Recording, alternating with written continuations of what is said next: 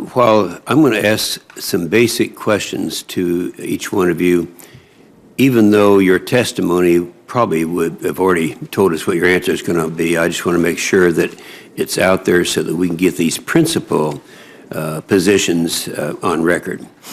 Dr. Dennison, you have 15 years invested in this thing right now. You as an individual and then I'll ask if EDF has the same position.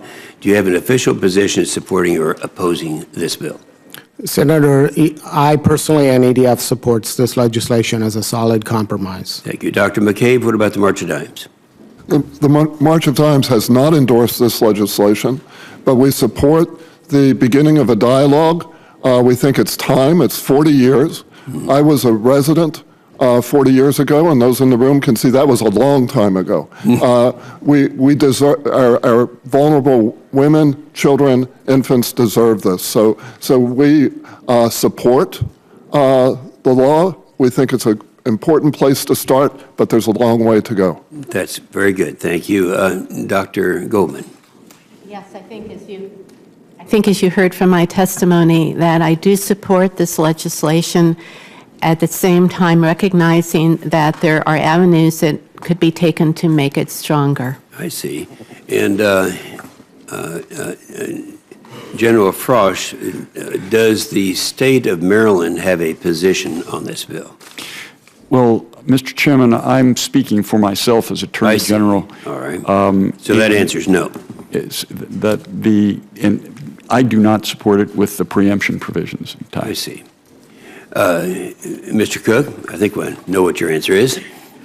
Yes, Mr. Chairman, I come from the environmental wing of the environmental movement, and I do not support this legislation personally. EWG does not, and I can't name any other major national environmental groups that do. Mr. Cook. Dr. Dennison, do you believe this bill represents a significant improvement over current law? Yes, Senator, I do. And how about you, Dr. McCabe? Yes, that's the substance of my testimony. Yes. And Dr. Goldman? I do think it does.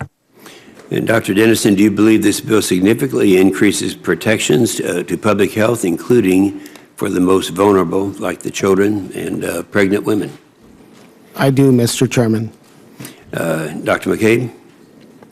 Yes, Mr. Chairman. And Dr. Goldman? Yes.